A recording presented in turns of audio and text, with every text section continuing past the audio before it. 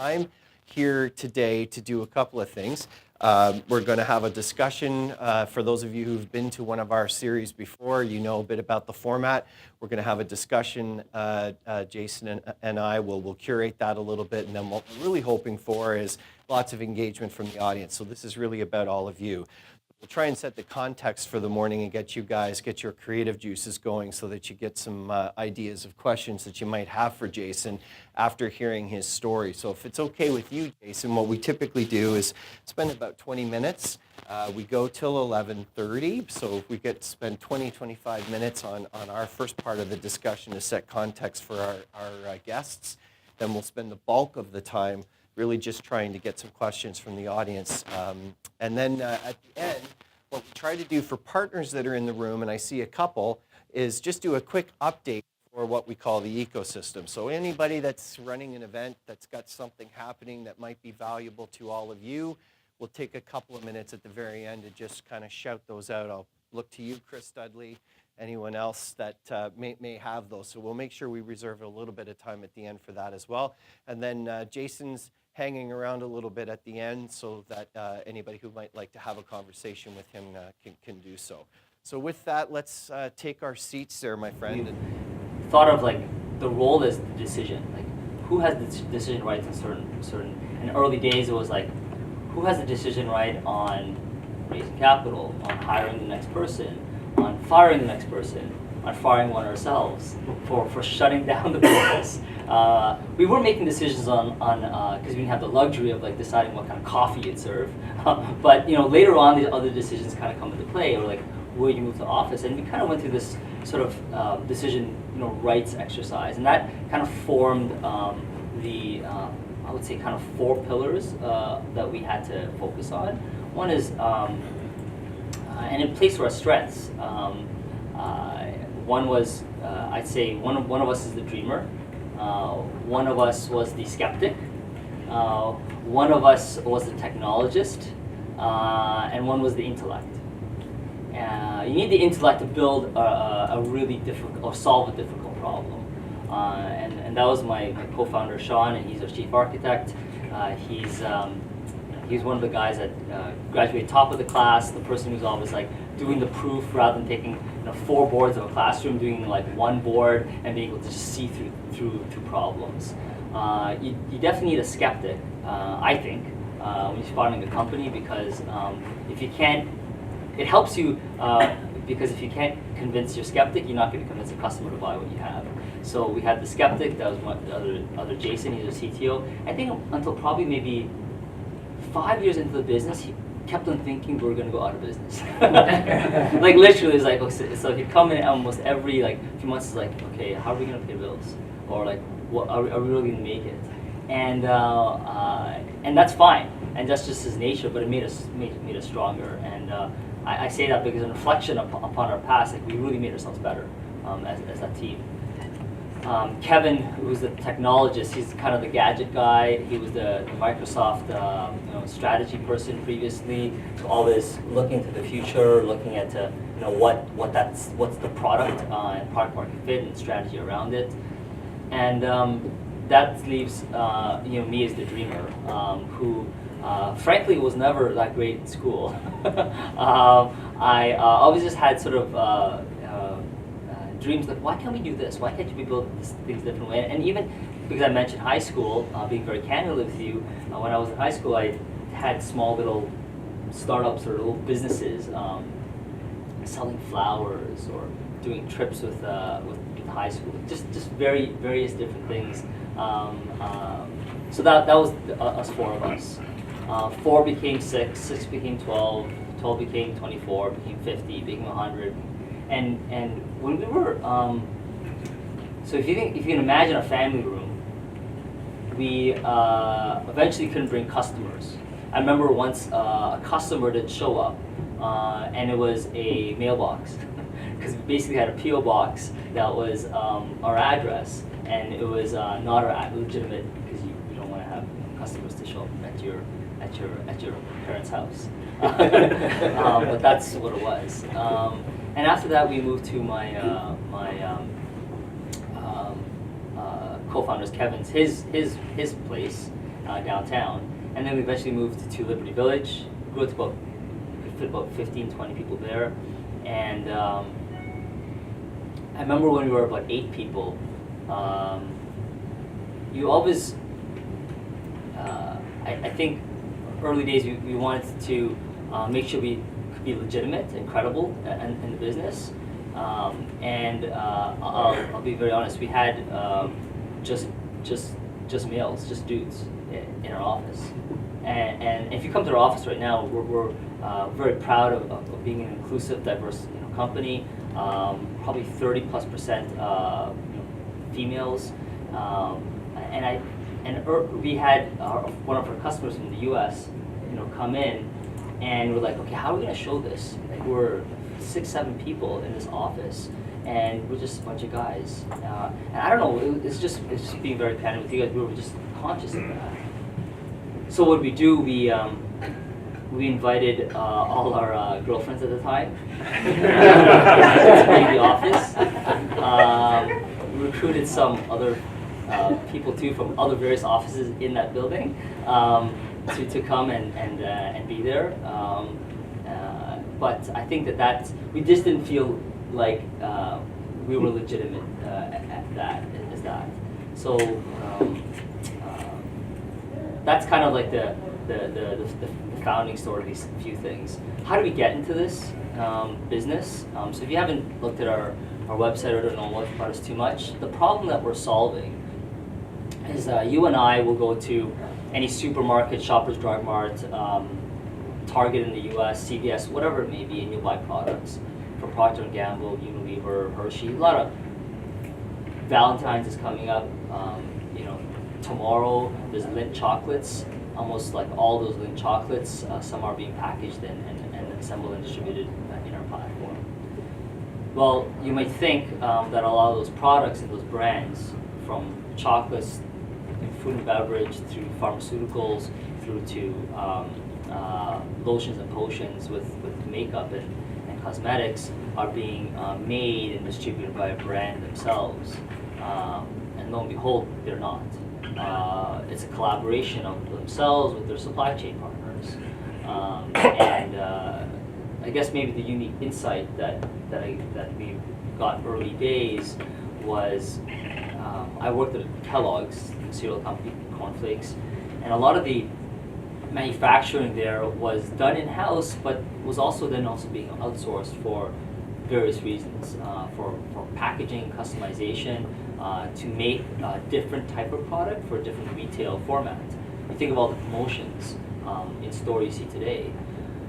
And there was a lot of waste that occurs within this kind of collaboration that occurs. And 10 years ago, there wasn't the web or the acceptance of cloud.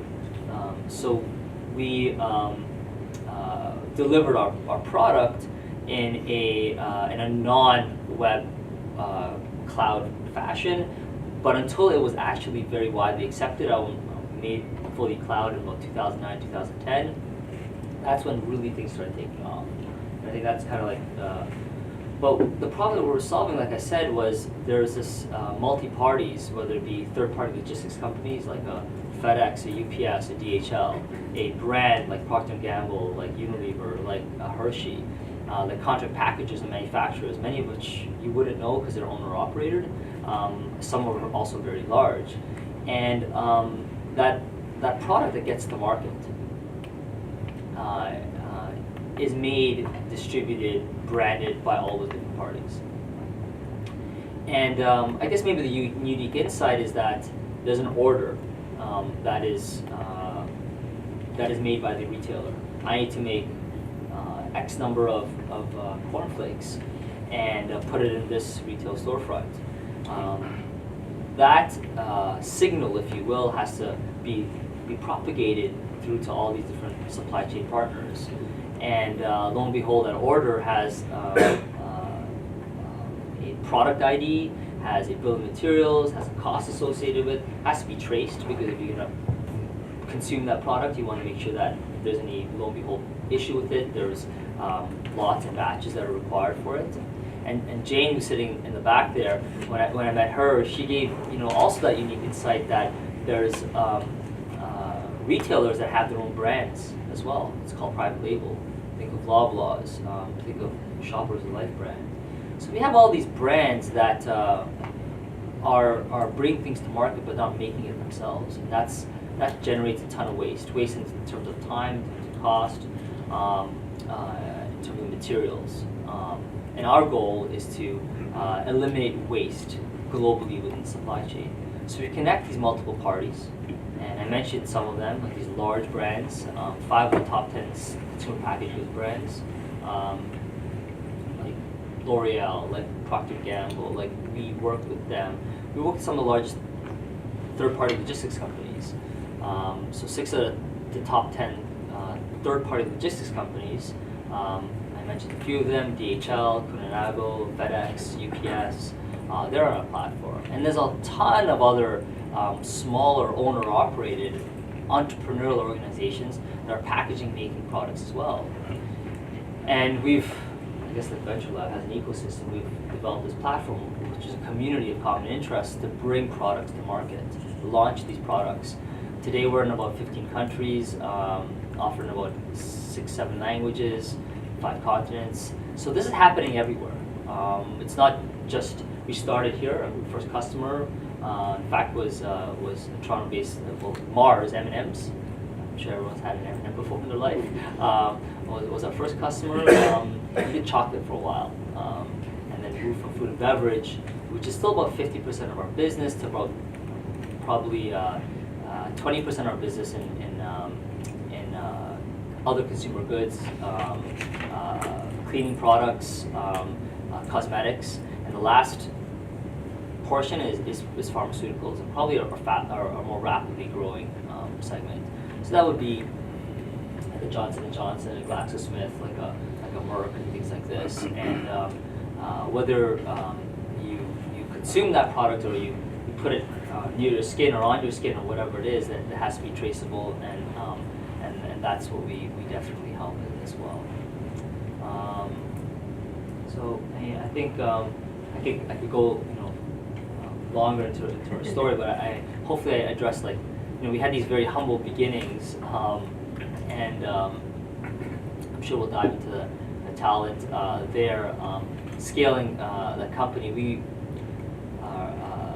been very blessed to be recognized and awarded for a rapidly growing company.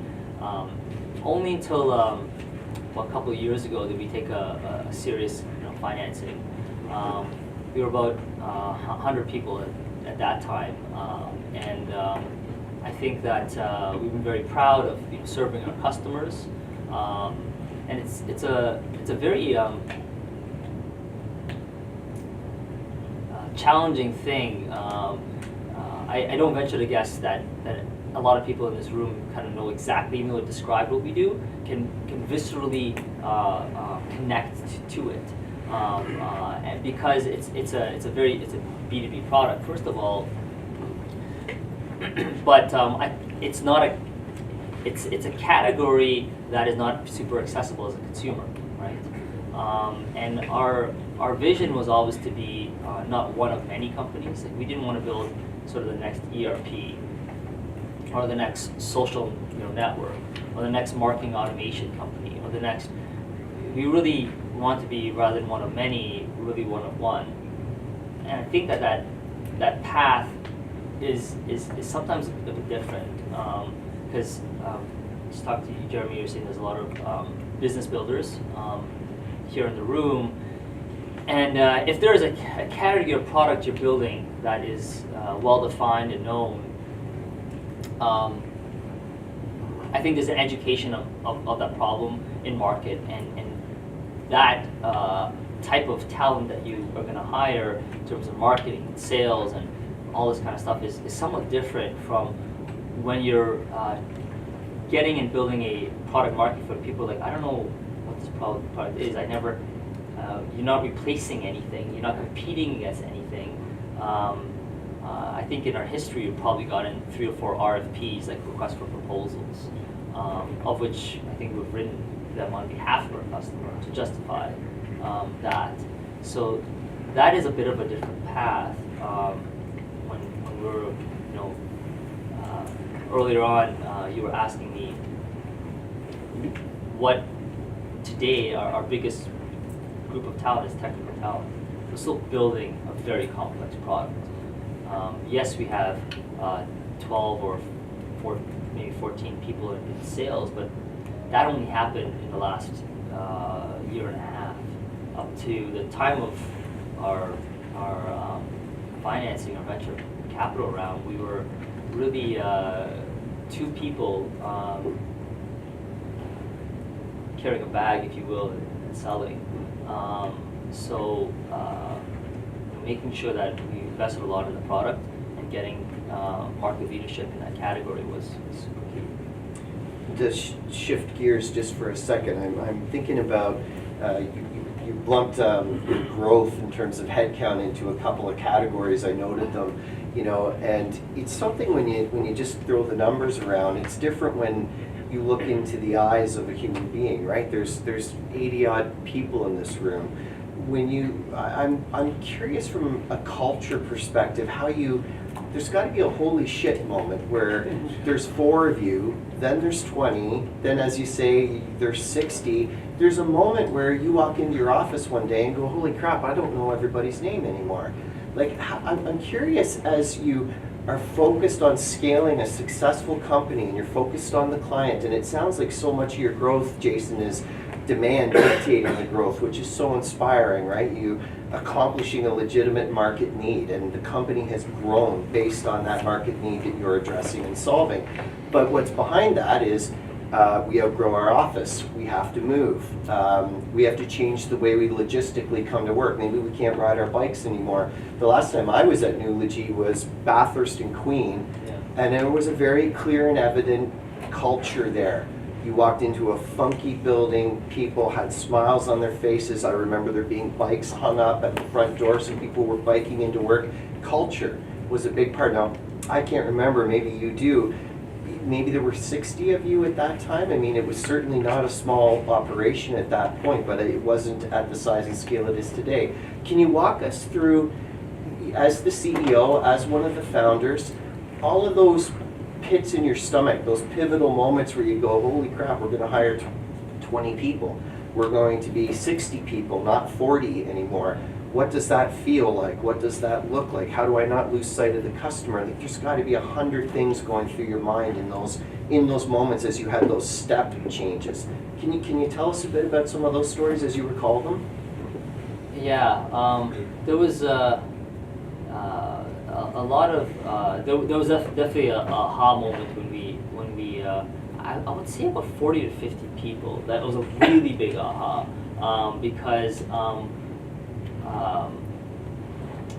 there was at that point you need to have more process. I think it was some more process. We knew everyone's names for sure at that point. In fact, one of our rule of thumbs we said is the first 100 people, for sure there'll be a founder interview. I think we've been able to scale that to about 150 people. We still have a founder interview. And we were, once again, a bit lucky that we had 4 founders and we're still in the company, but that definitely help ensure some continuity of or consistency of vision and the type of person that you bring in. I think that a lot of things that shaped me through the business has been I learned through I think school and through sport, and maybe just I'm thinking because the Olympics is on right now. You can't hire someone who doesn't put their team first, right? And that's something very easy to be said, but those are things that we always looked for. Culture is, like, I don't know, in this room you said like 80, 100 people in this room, there's how many cultures? And if I asked anyone in this room, what's your culture? You'd be like how would you describe it? Would you describe a country you came from, where your parents came from? Would you describe the food you eat? Would you describe by your religion? Would you describe, like, I'm not sure. But it's an interesting thing because culture is so close to every one of us, I'm sure. But you can't actually maybe verbalize that, right? until you actually experience it. So I think it's the experiences that define a culture. So we have, for example, an onboarding session that I do, and I do it for about 10, intimate, like 8 to 10 max at a time. And it's called the Nulogy Story and Our Journey Ahead. And I'd be like, well, what's in that story? It's a 4 or 5 hours, almost a full day, of like telling stories, pictures, and visuals of like everything we've been through, from our first computers to our first failures to playing videos of the first family room and our corporate washroom, which we make fun of. All that kind of stuff, and I think that has helped strengthen the understanding of those roots of being humble, being hungry. Like everyone is talking about talent today, like I want to get the smartest person, and us even at Waterloo, what do you get at Waterloo? You get ranked, you get a number. So in your rank of whatever 70 or 80 people every year, you're a number, and that's good. That's important because that definitely tells something. And when you're applying to jobs, even in co-op, you're submitting transcripts. So there's no question that the employer is looking at where you're ranked, right? But I would say that while genius is rare, I think that the ability to work together is even in shorter supply. So the things that we were always looking for is, are people going to be collaborative? What are they going to be more accepting to people's ideas on an equal basis? Which we hear about, I guess, those memes of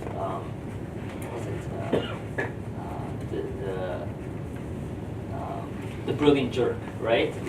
Is there signs of that brilliant jerk going to be like me? Because we recognized even earlier on, we couldn't build a company. There's some things you just can't build with one person. You can build that masterpiece, whether it be a composer, Amadeus, or my wife works at the art gallery, so there's all the greats there from that we know as well. And you can be a great painter, a great composer, but no company's ever built by one individual. And I think we always kind of look like, what are the stories? Are we looking at someone here who's done incredible things by their own right, by themselves, or are they using the collective IQ of a few others in projects, in their endeavors in life to build something? And I think that's kind of been shaped our culture overall. There was, we recognized when we got over 100 people that we're like, okay, we don't know, we're not going to know everyone's name, especially at the scale that we're hiring. And things that we did to ensure that there was that closeness was, like, until today, every year we do a vision retreat. We take 2 days, we go up north, we go with the whole company. We invite as well better halves, partners. And to really get to know, because that line's blurring today, right? The line's blurring between the professional and personal life. So I think that having, in our case, the vision retreat, and we did that ever since we were under 50, probably like 30, 40 people, that let's not, we won't talk about the business, particularly, what are going to be the shared stories about ourselves, how we got here, what we actually want to build. It's not so much like what, but then how do we want to build that as well, right? Because the how is very important. So every year, we do that to keep on keeping that culture strong.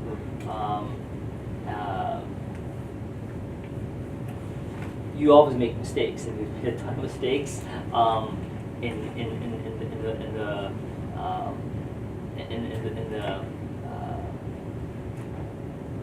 the process. I hire for culture, train for fit. You know, we'll say that, and we'll maybe sometimes know like, okay, this person is really brilliant and possibly can do that job, has all the right skills and competency. But how many times think of like a basketball team, even when you have a really good player, but that player goes with the team first, that team just suddenly is no good anymore. Just think of the trade season right now that occurred, right? You know all the trades that occurred. Some of them. Sports is not the best analog for building a business. I just think some of them can be boring, especially from a team perspective. Sure. Because you have to play a role, and those are some of the things that we've done to maintain culture. So like I said, founder interview always, and then tactically have vision retreats. I am. I'd be remiss if I didn't say this, but everyone in my company knows that I'm a Star Trek fan. So you'll see like an enterprise ship on my desk, and you'll see a pin. But like, so our all company meetings are some people call them town halls, but we call them mind melts. And I joked with this many years ago when we first actually had to do a legitimate town hall, because when you're like 10 people, you just turn around and be like, hey, everyone can hear, everyone's on the phone, or you can just hear everything, right? But when you have to have a legitimate update, you're like, okay, well, what am I going to call this? What am I going to brand this? But like, Spock was onto something, right? Because I think the strength of a company is the ability to see a problem that maybe others don't see, but being able to have that mind, that collective mind, all seeing the same solution to it, and that's kind of the mind melt. So bring brilliant minds together, or whatever you want to say. So we'll have that mind melt. Let me see if there's any questions from the audience. Are we warmed up yet? Yes, sir. There's one right away for Jason. Jason, you talked about early on 4 pillars, 4 people that were involved. I'm interested from startup point of view. When you had started your company, what does the company trade to bring in the team? What did they trade for the 4 people? And then when you became 8 people, what did the company trade to get those people? Was it cash? Was it equity? What was traded as you moved from 4 to 8 to 20? That's kind of really important growth, early growth. Yeah. Could you talk to that, please? Yeah, sure. I mean, trade, exchange, there has to be sort of some exchange, I think, in early days, because we bootstrapped for so long. There was really, nothing to trade on. And you have, I visualize, a company as an entity itself. Like, you've created something. In early days, it's a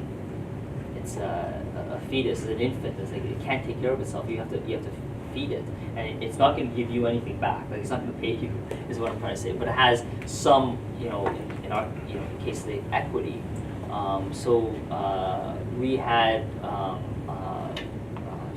shared and not equally, but in that equity, and we didn't pay ourselves for a long period of time. And remember, I talked about decision rights earlier on, like when to take money out of the company, and those are like, you could say that everyone has to agree to it, but I think there's a scale of agreement. Like, is it to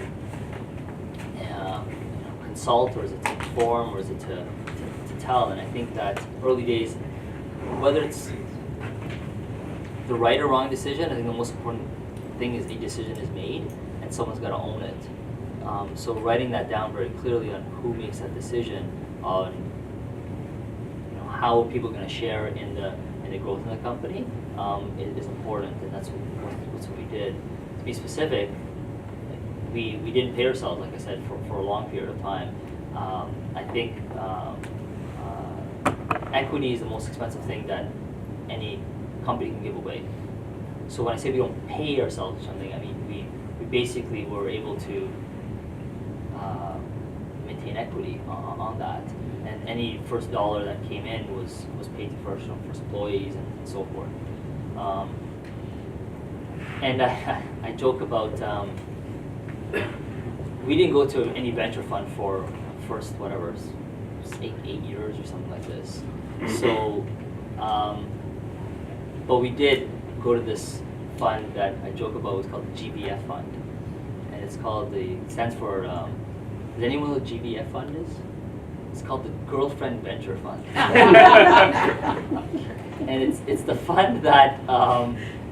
Those girlfriends became wives, by the way. So you know, when you say you marry your VC, like you marry your VC. But we had some very generous girlfriends that went to university with us. They got jobs. You know, we were living at our parents' homes and humble beginnings, but we made it through and on that on the GVF fund. And if it's awesome. It could be girlfriend, it could be guy venture fund, whatever you want to call it. So hopefully that answers some of your questions on how we started. I was interested in if you could share specifics from the four. They all had some kind of equity. Yeah. And then when you were 8, were you still was the company still exchanging equity, or were you going into paying your people coming in? That kind of growth of the team. Yeah. So till today, we still give equity. I believe in deep and broad equity ownership. I do think people have to understand that it is valuable, though, right?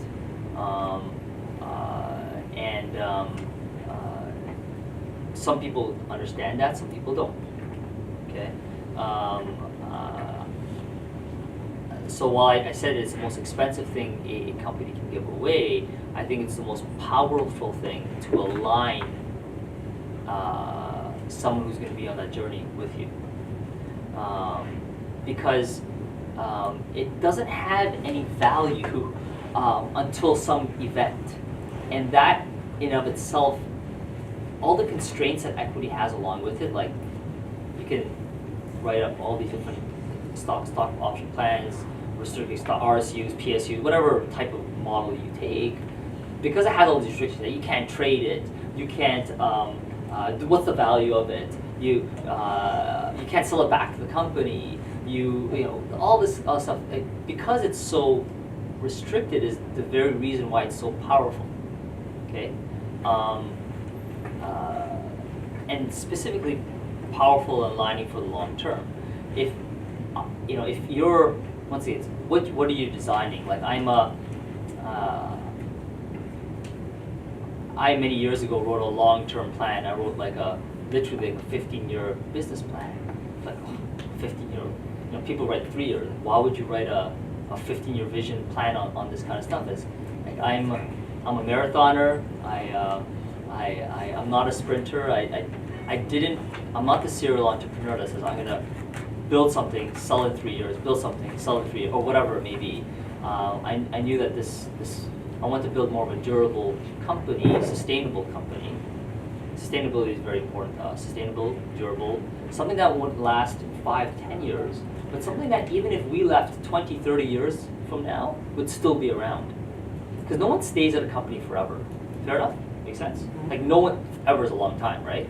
So when you create that entity, in our case called Nulogy, and it goes to the evolution of infancy to childhood to of a 1-year-old and a 4-year-old that just turned 4. So like I'm thinking, to adolescence, to they become self-sufficient, and you can then hopefully let it thrive and live on its own. So I think we always wanted to build something for that long term, and in that case, the design of that equity structure is valuable, because if you're going to build some technology or some IP that you think you're gonna maybe flip, or maybe it doesn't make sense. I don't know. I'm not saying this is like the best structure for everyone. I'm just saying I think that for us it's definitely helped retain employees. We have employees that have been around for almost a decade. Tech. I mean, that's a long time. Like, our VP of people who came in last year, I had a head of talent. She's like, your tenureship and your churn is like, in Toronto, I think it runs at something like 19% average, churn and this. I mean, we pride on these long-term type of growth scenarios. With that, that equity and that value that they're building grows as well, and it's invaluable for and mutual on that front. Another question, yes, sir. With this model that you described, it doesn't make a particular selection. So obviously, if you are 22 and you can rely on a girlfriend for your income, that's great. If you have somebody with a deep industry experience who've been, I don't know, 20 years in the industry, particularly in B2B, that you need these people who may have 3 kids and may have various expense bases, this model wouldn't work for them. Yeah. So in your case, not having a model that starts generating income very early and not using venture funds, does it create some restriction in terms of the type of people you can select, and how do you overcome this when you need a deep industry experience or others that you cannot find with a 25-year-old? Yeah, that's a very good question, and I'm just sharing my story, my experience. I think everyone has their own journey, right? So time and place, all right? If time and place was right now, and we want to start the business, I don't think we've discussed this. We couldn't do what we did. Couldn't do it. We couldn't bootstrap for whatever 7-8 years and go one customer at a time and do that. We wouldn't have that luxury probably, right?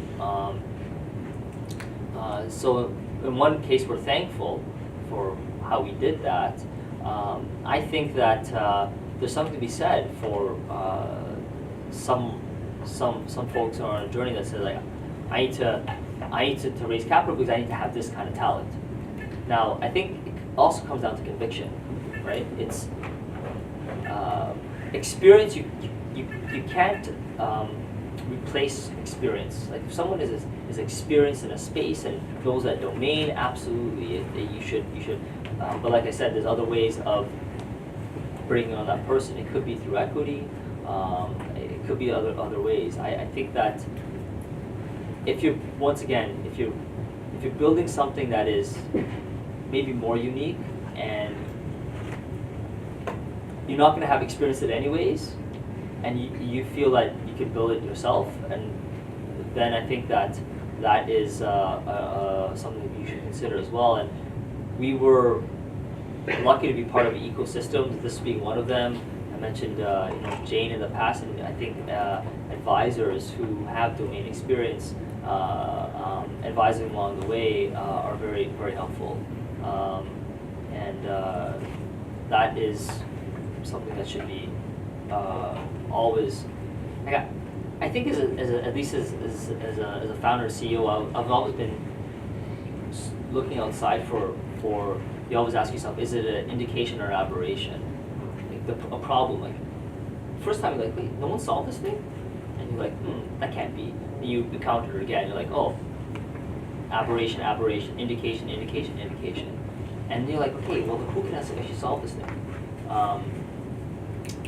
So that's if you have a very strong conviction on a problem and no one else is really solving it, you can definitely get advice from people who also see that problem to validate that and give some ideas. And I think whether they're executive or non-executive, there's obviously different ways of structuring things. Yeah. Yeah, to your point, it's a unique journey for everybody. I sensed maybe part of the question, I'm not sure if it was, but what I inferred was, if you were to rewind the tape to say 2011, that stage of Nulogy's life, and you were looking to hire an engineer, but the engineers that you felt could best do the job were probably in their 40s, not their 20s, mid-career. They had 15, 20 years experience maybe in a big company like this.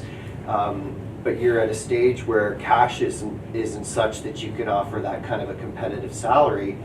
How do you, I mean, again, you've said everyone's journey is unique, Yeah. so I know you can only speak to yours and Nulogy's. How did you overcome some of those things as it relates to talent acquisition? Were you forced to hire only new grads because you knew they were hungry, or was it a balance? So you know the saying, like, don't take it personally, it's just business. So our mantra is, it's not just business, it's personal. So it's everyone's personal. So if I need to hire someone that's more senior, there's creative ways. And at that point, 2011, there were people that we couldn't afford. One is we did do our first, I guess, convertible debt with Mars IAF. Right, it was a couple $100,000 to help fund that. And secondly, you can have a richer equity alignment, and as long as you can, describe how that equity payoff will be, I think it's that individual person. So you do beg, borrow, steal, put yourself in a box and figure out what makes sense to attract that person. I don't think if you have the conviction that that person actually makes that change, you shouldn't compromise on not getting that person, because that's gonna not help that entity that you created, because it's all about that entity you created, right? Just figure it out. You just figure it out,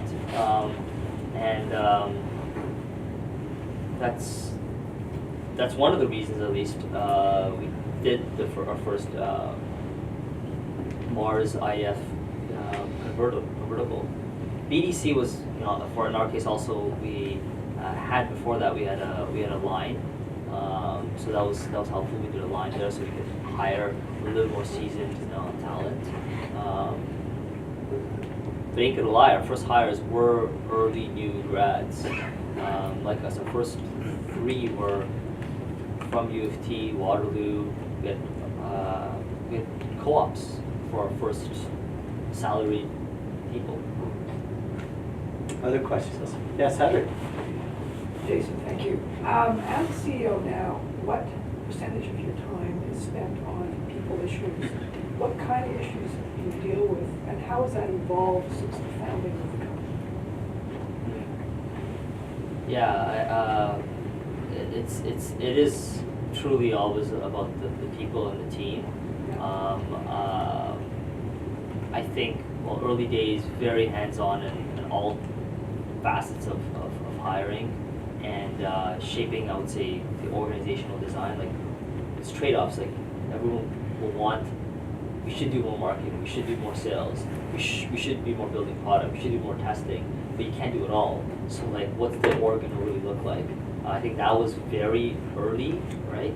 I think as we scaled,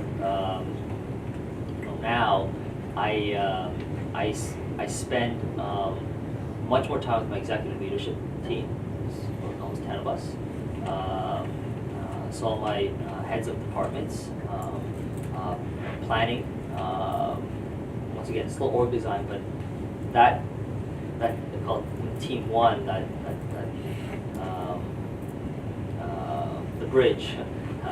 Star Trek terms would be, that's the team that I'm most focused on ensuring that I can align there, because if we're aligned there, then that should permeate through the rest of the organization, in theory. So people issues, always retaining, growing, getting vision alignment on. I spent almost 50% of my time, I would say, today, since I was been taking more of a step back from working with our marketing sales. It was a point of time that I was on the road a lot. Our first, 40, 50 customers were onboarded by myself. We were onboarding, getting live, deploying, right, all that kind of stuff. So full stack, I would say, and then understanding those, and then that allows us to then lead by example, because the next person comes in and says, "Oh, I know that how you did this, so then I can take this on." and that's been one of our I think leading by example through showing how we've been able to deploy a customer, win a customer through time. That's also helped us scale. Other questions? I'm going to go to the very back, and then I'll come back to you, sir. Yep. Hi. Just curious about your journey working with those very early customers. It sounds like you knew the problem that you were trying to solve, but no product existed out in the market at the time, and you guys were a whole bunch of thinkers in a family room. How did you work with those early customers and sort of validate the product and get things going and drive revenue? Yeah. I think you can only really connect those dots in reverse. So like the proverbial like early adopters, looking for those characteristics. We were academics, so we were like, oh, we hadn't really started this company. Like, what do you read Crossing the Chasm, right? And you look for the characteristics of someone who can be a buyer that is seeing themselves as a bit of a visionary, as an early adopter, wants to work with, and is okay with some of the defects or issues. So those early customers, we were very, very upfront with. I won't go through the whole story of how we got our first customer. It was very, very similar to a room like this in a conference, and I recognized through reading an article that there was a VP of a potential customer, and then I went up and I said, his name was Dale at the time. He's still around, so keep in touch with him. And I read your article a few months ago. I identified with what you wrote. I think I can maybe provide a solution to this. And he was like, fine, pitch us. Lo and behold, that turned into a pitch, turned into a customer. And our first early customers, like I said, the validation, getting product market fit. First 5 were fast iterations, being on site, working with the users, getting that product market fit. And we were always subscription. So pre-cloud, pre-SaaS, all that kind of stuff. And it's hard to scale on subscription. Like there's no like upfront payments, right? It's like, oh, here's a few $1,000s a month. But we always knew that would compound and be valuable. And more than anything, that also helped at least create a glide path for expectations. Like I'm not writing a few $100,000 or whatever $1 million check. I'm going to get value as you deliver it every month, which for our business worked very well. We're like setting expectations. We're like, we don't have a team of 20, 30, 50, 80, 100, whatever it is. This is going to be this much of value. That's what we're going to deliver, and we're going to concentrically expand from there. And good news is we're going to match cost and benefits. You, Mr. Customer, are only going to pay this much, and that I think once again I'm thinking of hindsight, like why that kind of worked. Does that help answer some of the questions you had? Thank you. Yes, sir. So mine's kind of along the same lines, but a little different, and that is, as you think back on your journey, there's no doubt that a founder is probably the best sales guy at the beginning, right? Because A, he has some idea what it was that he set out to build, and B, he's like all in, right? And that translates when you're in front of a customer. How did you, when you think back in your journey, you think about moving from being that guy, right, to being the guy now who has a sales team, right? And you handed off a lot of that customer-facing responsibility. At some point in the journey, you had to make that decision and said, I need somebody else to be doing this part of it. That's the thing I'm interested in hearing about, how you kind of came to that point and the struggle that you went through as you made that transition. The handoff. Just you're right. At some point, you can't be doing it all because you will never scale. Like if you can't, there's some things that, like you can train skills and knowledge. If the person has the intellectual capacity, presumably, I think there's some things you can't just learn. Like you can't learn passion for the problem. You can't. Over time, maybe get more passionate, but there's early days. Like we need to find someone that, in our case, was really passionate for working with customers like the way we work, and could be that player coach, if you will. How I did that. It wasn't like here's the templates, here's the package, here's the playbook. Like it just never works that way. Having that person come along with you to those prospective meetings, working with customers, and then observing how they then will lead those cycles, I think is very important. And it's been harder. It's really hard.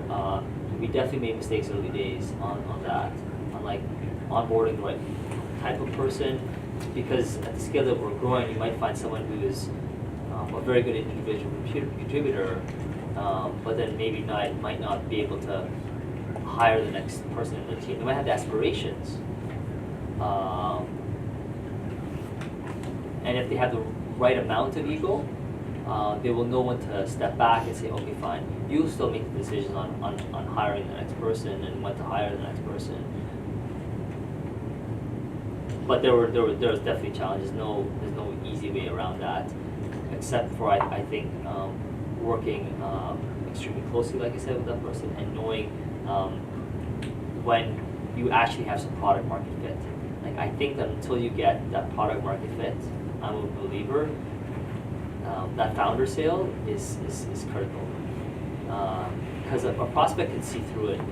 If navigating and problem solving on the spot, whiteboarding that, there's no playbook for that, because it's all empirical. You only learn it on the spot. You will only hear the objections and FAQs or whatever it may be through those first X number of customers.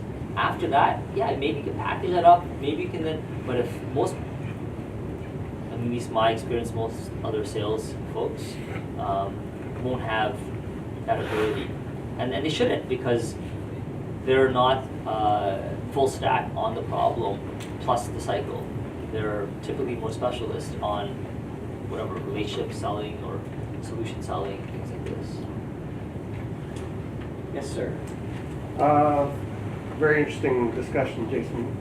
So I'm interested in what your journey is. As you said, you started as 4 founders. You did a lot of bootstrapping, sweat equity, and resisted, I guess, getting investment. And I'm like one of the other gentlemen who asked the question, a more mature entrepreneur, and I don't, I can't code a solution on my own, so I need to pay people to do that or give up equity. And I've decided that no, I should go and get some, call it seed financing or early, or let's say friends and family, larger friends and family, and actually hire people. Yeah. Looking back on it now, it took time to bootstrap the company. Was there an option to go out and get some early capital and hire people? Would that have been faster, or are you satisfied with the way you grew the company? Yeah, That's a great question. yeah.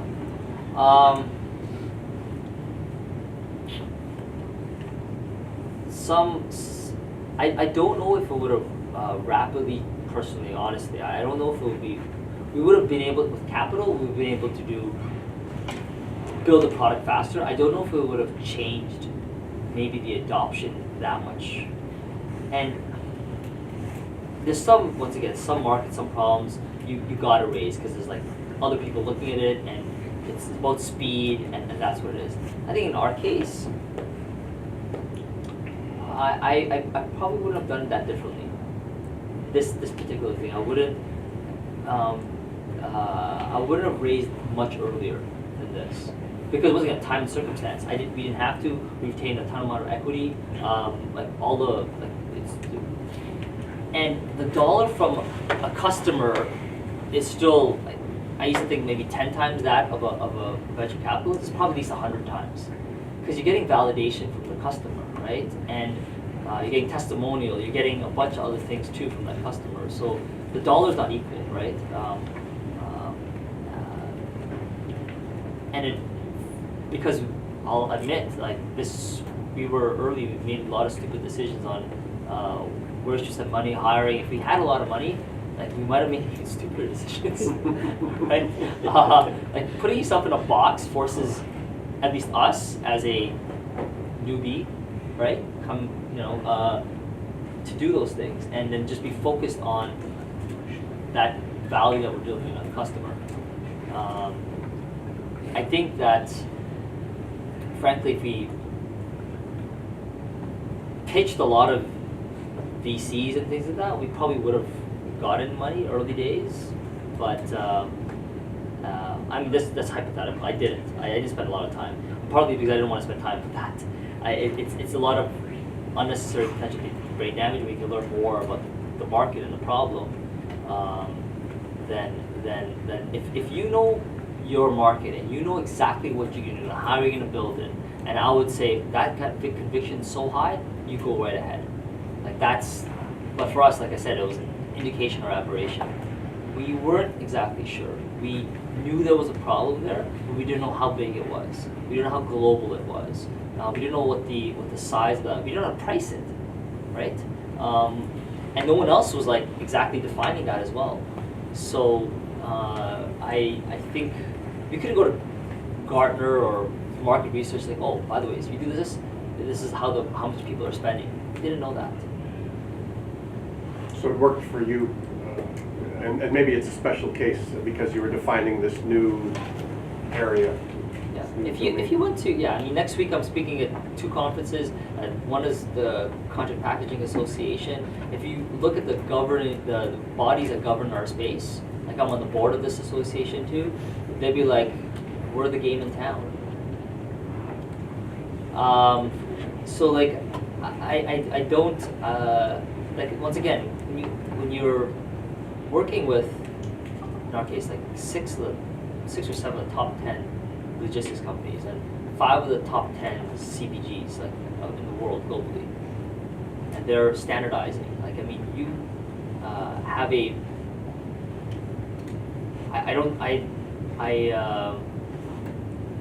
I think oligopolies are good things. This gentleman here's got a question. Yeah, you had mentioned being in an industry where you were the first entrant and your inability to quantify the cost of the problem for a potential client. I'm curious to know what processes you adopted to try and figure that out, and dare I ask for advice in doing the same. So how do you quantify the value? Is what you're asking? How do you quantify the cost for a customer? Because you're solving a problem for a customer, right? Yes. You're offering them something for a cost you're giving them. Ostensibly, that cost is lower than the cost of the problem that you're solving for them. So how did you, having been the first people there, how did you figure out, well, what is this cost to my customer that they're incurring? Not buying my stuff. Yeah. So, I mean, now I think it's maybe a bit more of a science, but some people call it like value engineering or whatever it is. I mean, a company exists because it can create value X, right, and capture some value Y. So like first you're asking, well, like what value can you create? And by mapping present state of whatever the business or customer is doing, then you can kind of then paint a picture of what post state would be. It could be reduction in costs. It could be increase in quality. It could be increase in reliability, increase in speed or agility. It could be an umpteen amount of things that it could be top line growth, right? Those things I think are very important to paint for pre versus post state, and then having a customer, hopefully an earlier adopter, can be very honest with you, saying that, okay, you're right. In my current state, that is what I'm doing, but look, the future looks so much brighter if we did this and with you. So now then, then when you have that X, then it's much easier to talk about the Y. But obviously some customers are not maybe as forthcoming on the X, and I think there's a bit of an art to uncover that, and it's a lot of questions, right? It's how are you doing today? How many times are you doing today?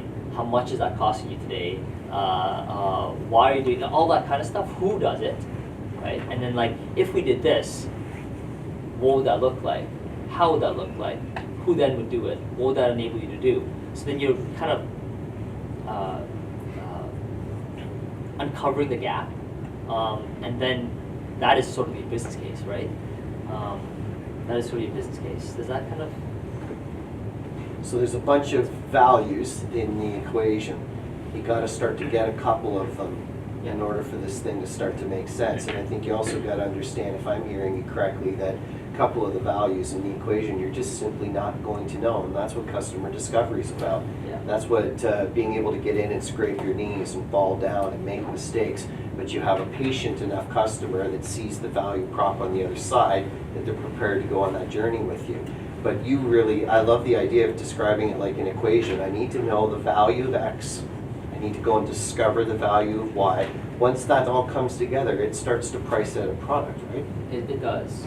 Yeah, I think it does, and that never ends. That never ends. And until today, coming back to your question earlier, what I spend time with, I spend a little bit of time also with my board, my advisory board, we have an advisory panel, product advisory, for customers who are customer advisory board for like what's next. And I'll do interviews with personas that are either customers right now, customers I think that are going to be later on, or just thought leaders that I can validate that X or Y. I do spend a fair bit of time on that till today, because I do think that things are already going to happen. Like I know where we're going to go, but if we don't do next, the next part of our vision is not going to occur. So I need to make sure that that's crystallized, and then can be brought into a tangible plan, right? Just to try and let everyone have a turn. Yep. Is there? Yes, sir. Just one last, and then I'm gonna call it here in a second. One last question there. Hey, Jason. So, can you elaborate on why you think if you guys start to jump into startups again, you may not have much progress? Is it because economical atmosphere in general, or some sort of like leadership shortage, or like, because in theory you guys right now have like greater capital to start with, and like enormous like network of business contact.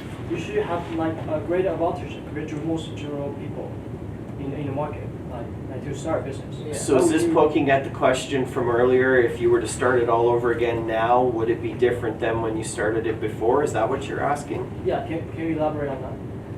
Yeah, it would. I mean, right now, even in our last round, which is public knowledge, a couple of years ago, we didn't have to raise. We didn't even want to raise capital. We just wanted to continue growing sustainably, but we met the right partner. Like, I'll be honest with you, like, there's a VC calling me almost every 2 days. Like, the money that is out there that's not the hard thing to figure out. The hard thing to figure out is like, who do you want and why do you want to do it? And if you probably spoke to our VC, we have a large West Coast venture fund that's behind us, and they'd probably say that they really tried to beg us to invest. But the truth of the matter is, they added a ton of value. They understood what we were doing. They introduced us to potential customers. They came to customer meetings. They came to our conferences. They thought about things. It was not just the money, right? So I didn't have that early days. I didn't have anyone that was helping us along that journey. So I was like, okay, what am I going to do? Do I just want the money or capital versus I can actually, build a product and get that from a customer? But today, if that's not that's all to raise capital, I think is not the hard. For our company right now, it's probably not the hardest thing to do, because we have a legitimate business. It's making sure that you do it for the right reasons. Does that make sense? No, I was asking, why do you have a negative thought about starting all over again? Right. I thought if you have at least have a great network of business contact, that will put you guys way ahead of many people. Right? it must be easier for you to gather talent to start all over again, right? Yes. I guess it's maybe a bit of a personal. Now I think I get to your question. Like, the question is, why wouldn't I want to start over again? Exactly. Yeah, okay.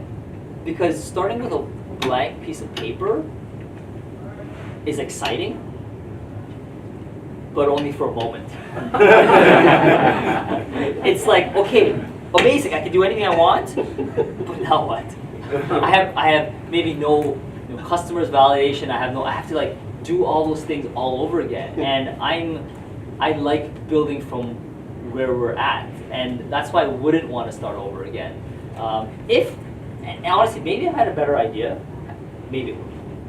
Maybe it would. I just think that we're early on the journey and we have a lot to do, and I see the opportunity. So I don't want to start with a blank.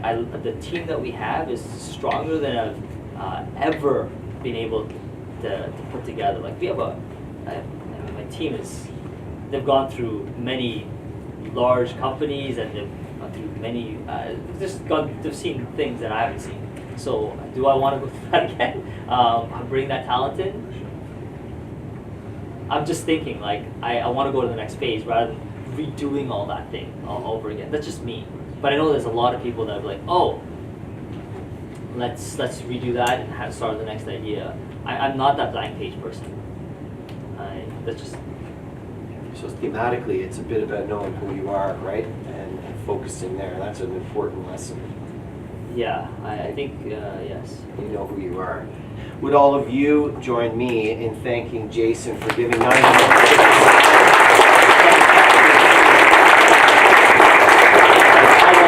I want to say thank you, Jason. We love your story. It's inspiring, and hopefully we can get you engaged on a selective basis on some things that happen around here throughout the year. So thanks for coming and sharing it all with us today. Thank you. Thanks for having me. Thanks, everybody.